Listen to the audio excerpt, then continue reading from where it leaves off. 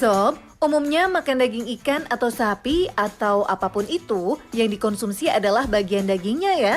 Tapi ada loh orang-orang yang justru mengolah bagian ekstrim dari hewan, seperti matanya, kepalanya, dan masih banyak lagi.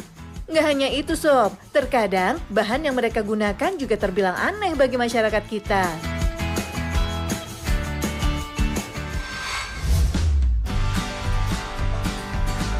Sob, akrab kan sama ikan yang satu ini? Yap, tuna. Tuna emang jadi salah satu ikan favoritnya warga dunia.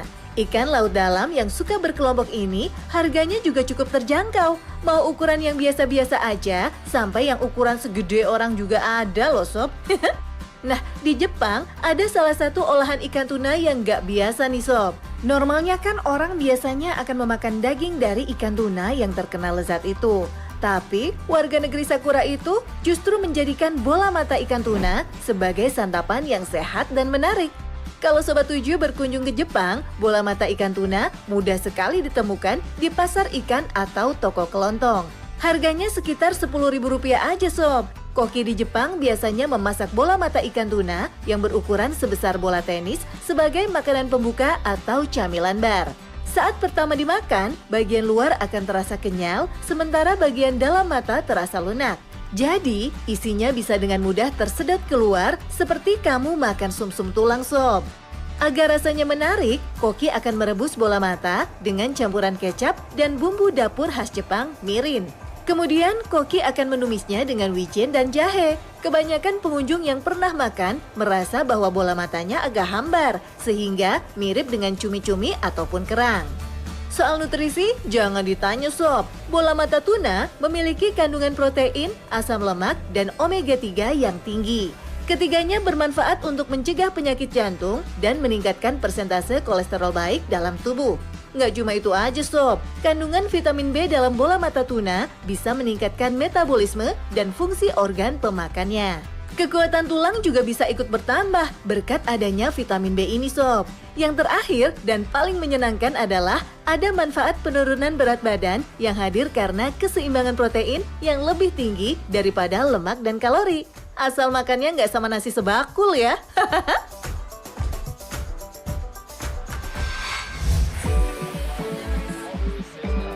Mata ikan tuna kurang ekstrim shop.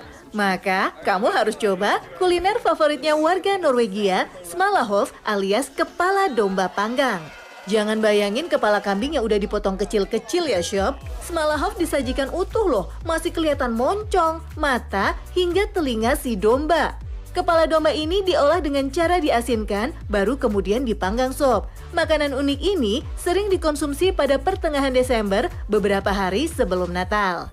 Cara pembuatannya, kulit dan bulu kepala dibakar dulu sob, otak dihilangkan dan kepala diasinkan, terkadang diasapi dan dikeringkan. Kepala direbus atau dikukus selama sekitar 3 jam sob, dan disajikan dengan rutabaga tumbuk dan kentang.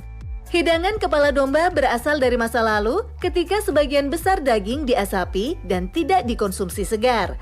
Banyak yang percaya bahwa kandungan nutrisinya meningkat saat daging diasapi sob, dan orang Norwegia tidak terbiasa makan daging segar hingga tahun 1920-an. Sebagian besar warga Norwegia percaya bahwa daging segar bikin lebih cepat kenyang dibanding daging asap sob, padahal mereka harus menghemat makanan. Iklim yang ekstrim memang membuat warga sana harus menghemat makanan. Orang Norwegia pertama yang menggunakan kepala domba sebagai hidangan makanan berasal dari Voss, sebuah kota di bagian barat Norwegia yang sekarang dikenal dengan pariwisata dan makanan tradisionalnya. Dahulu kepala domba termasuk dalam produk limbah penyembelihan yang berarti bagian dari bangkai domba yang tidak memenuhi syarat sebagai produk untuk dijual di tukang daging. Karena tidak boleh ada makanan yang dibuang, maka kepala domba dengan kentang di ladang selama musim gugur merupakan hal yang umum sebagai makanan sehari-hari sob. Untuk waktu yang lama, hidangan ini hanya dikonsumsi di kota Voss hingga pada tahun 1970-an, kepala domba menjadi populer dan diubah dari makanan yang dikonsumsi oleh orang miskin menjadi makanan lezat yang dimakan oleh siapa saja. Saat ini, tradisi hidangan Norwegia tetap kuat di Smalahovetunet di Voss, sebuah peternakan yang menghasilkan sekitar 60.000 kepala domba setiap tahun. Pada akhirnya, banyak turis yang penasaran dan akhirnya justru menikmati makan kepala domba. Sob, kue pai mungkin udah familiar di masyarakat dunia ya. Namun, belum lama ini ada sebuah hidangan kue pai yang sangat unik, namanya Stargazy Pie. Hidangan pastry asal Inggris ini menggunakan ikan utuh sebagai isian sob. Menariknya, kepala ikan dibuat mencuat dari dalam kue. Sob, sejak dulu Inggris merupakan rumah bagi beragam kue pai, dari mulai pai klasik seperti pai apel hingga suguhan yang jarang dikenal seperti pai steak dan pai pot.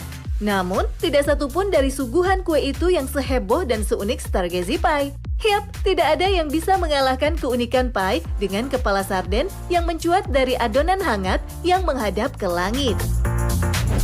Rupanya sob, di balik keunikan Stargazy Pie ada sebuah legenda yang lahir dari kebutuhan. Cerita bermula pada musim dingin di abad ke-16, cuaca sangat buruk sehingga penduduk Mousehole di Cornwall tidak bisa pergi ke laut untuk mencari ikan dan kelaparan.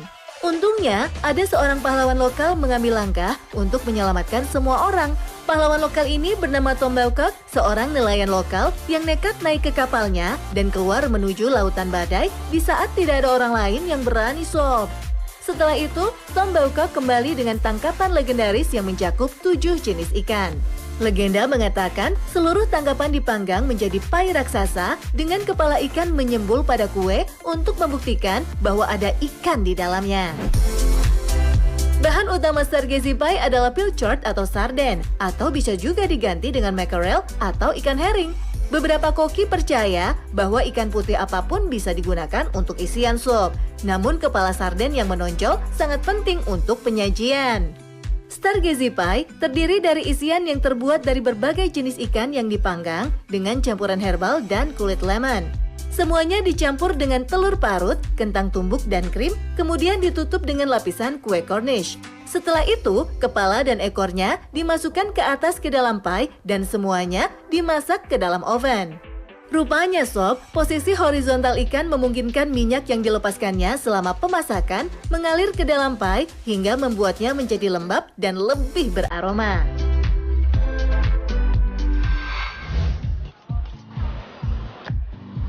Sapi sudah banyak sekali digunakan dalam berbagai hidangan dan diolah menjadi beberapa jenis masakan. Olahan masakan sapi biasanya diambil entah dari dagingnya, lidah, tulang, usus, hingga hati sapi sob. Tapi pernah kebayang nggak sih sob, kalau ternyata kuku sapi juga bisa diolah jadi masakan loh?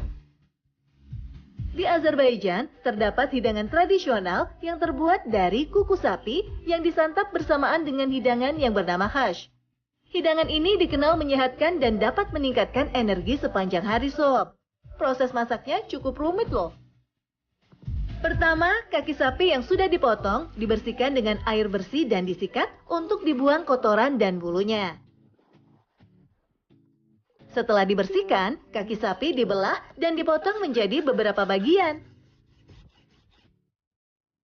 Sesudah dipotong kecil, bagian kaki dan kuku sapi tadi dimasukkan ke dalam panci dan direbus menggunakan kayu bakar selama beberapa jam. Makanan ini disajikan dan bisa disantap dengan mencampurkan semangkok kaki sapi dan ditambahkan bumbu-bumbu yang terpisah nih sob. Unik ya?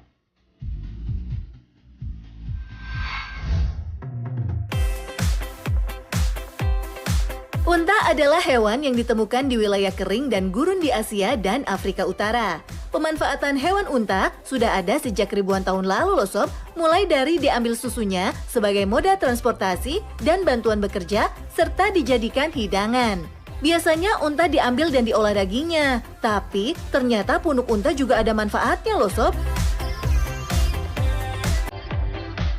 Dewa Mesir kuno menggunakan punuk unta sebagai makanan. Daging pada punuk unta diketahui sangat lembut dan juicy dan sering dianggap sebagai bagian terbaik dari unta karena mengandung banyak lemak. Bagi warga yang tinggal di Timur Tengah, unta memang bukanlah hidangan yang ekstrim, bahkan dianggap sebagai makanan mewah karena dagingnya yang mahal. Bahkan di pedesaan, daging unta dikonsumsi sehari-hari loh sob.